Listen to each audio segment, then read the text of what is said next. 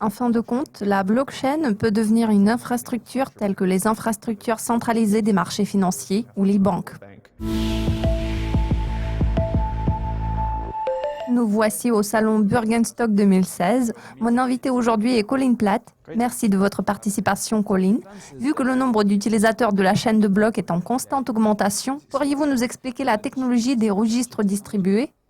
Bien sûr, la technologie des registres distribués ou la chaîne de blocs est un nouveau paradigme. Premièrement, c'est une technologie pair à pair qui est très bien sécurisée. Deuxièmement, c'est une technologie innovante qui nous permet d'avoir une quantité limitée d'éléments dans un système numérique. Pour vous donner un exemple, cette technologie diffère du système d'échange de courriel. Lorsque vous envoyez un email, vous ne pouvez pas contrôler ce qui se passe après l'envoi. Dans le cas de la chaîne de blocs, il n'y a qu'un seul propriétaire à un moment donné et nous pouvons tout contrôler sans avoir besoin d'une autorité centrale telle qu'une banque ou une banque centrale. Comment cette technologie est-elle mise en place sur les marchés? C'est une très bonne question. Cela se produit à différents niveaux. Analysons le fonctionnement des crypto-monnaies telles que le Bitcoin. Ce système fonctionne sans intermédiaire. Il s'agit d'une chaîne ouverte. Cela signifie que nous ne savons pas vraiment qui est impliqué dans les transactions. N'importe qui peut accéder à la chaîne de blocs à tout moment. Le Bitcoin a été conçu comme une monnaie décentralisée, c'est une monnaie virtuelle. Vous n'avez pas besoin d'une banque, vous n'avez pas non plus besoin d'une banque centrale. Vous ne devez pas vous soucier de la politique monétaire, qu'elle soit accommodante ou restrictive. C'est un très bon mécanisme de paiement.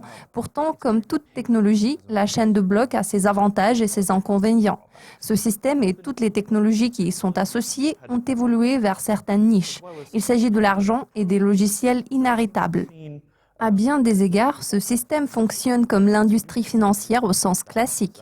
Pour ce qui est du secteur financier, il y a une vraie hystérie médiatique autour de la blockchain. Je tiens à préciser qu'il existe aussi des chaînes de blocs privées. Il s'agit d'un réseau pair à pair qui est très sécurisé, dont l'accès est limité à un certain nombre d'acteurs qui doivent passer par la procédure de vérification de l'identité. Ils doivent également respecter certaines exigences réglementaires, surtout en termes d'implication des intermédiaires. Il peut s'agir d'une banque ou d'un dépositaire central. Je pense que nous verrons bientôt émerger deux phénomènes. Premièrement, il y aura des produits dénués d'une structure de marché forte. L'année dernière a vu l'apparition du produit Link du Nasdaq. Il s'agit d'un marché privé où les sociétés de capital risque peuvent investir dans une société avant son introduction en bourse. Je tiens toutefois à préciser que de tels cas sont assez rares. Je dirais que c'est un développement positif car vous ne devez pas travailler uniquement avec des produits existants. Je représente une société spécialisée dans la compensation pour les instruments dérivés qui sont négociés en bourse. Il s'agit principalement des indices boursiers. Pour ce qui est des perspectives, il me semble que nous verrons bientôt un véritable boom des produits apportant des bénéfices immédiats et celui des produits de courte maturité. La raison pour laquelle je suis d'avis que la maturité est très importante est que ces produits doivent être renouvelés régulièrement. Moi, en tant que directeur financier, je n'envisage qu'une seule introduction en bourse pour ma société. Je n'exclus pas la possibilité de le faire à 2 reprises. Après l'introduction en bourse, il faudra émettre des titres avec une certaine régularité. En ce qui concerne les obligations, il est très important de prendre en compte qu'en règle générale, il s'agit de l'échéance allant de 5 à 10 ans, ce qui signifie qu'il faut émettre des titres de dette assez souvent. Certaines entreprises le font sur une base quotidienne. Pour ce qui est des instruments dérivés négociés en bourse, il faut comprendre qu'ils ont une maturité moyenne allant de 3 à 6 mois, ce qui signifie qu'il faut émettre des milliers de produits dérivés par jour s'il s'agit d'un organisme très actif tel qu'une banque. Les directeurs opérationnels de ce genre d'entreprise ont besoin de prendre des décisions concernant une allocation efficace des ressources tous les jours. Dans certains cas, cela porte ses fruits. Parfois, cette stratégie se révèle inefficace. Par contre, s'il existe la possibilité de réaliser des bénéfices immédiats, il faut saisir chaque occasion qui se présente. Je pense que nous verrons des changements majeurs dans l'industrie financière dans les 3 à 5 prochaines années. Cependant, les décisions d'investissement doivent être prises aujourd'hui car la technologie est en plein essor. Les autorités réglementaires commencent déjà à comprendre comment il faut s'attaquer à ce secteur. Les gens ont déjà compris la façon dont on peut réaliser des profits dans ce domaine. Ils savent éviter des pièges. Quant à la blockchain, cette technologie présente 3 principaux avantages.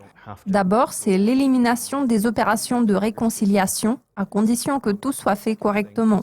L'accord auquel les parties sont parvenues est inscrit dans une blockchain.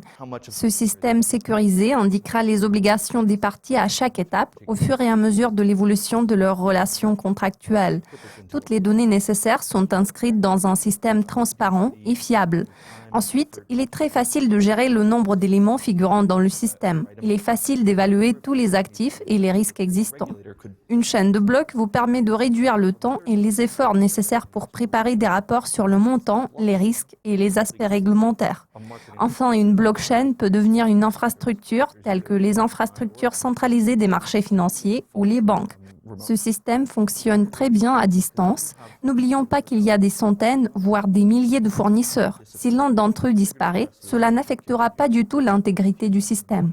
Vu qu'il existe une véritable infrastructure financière, même si l'un des utilisateurs ou des fournisseurs quitte la chaîne, il sera facile de trouver un remplacement pour assurer une bonne gestion du système.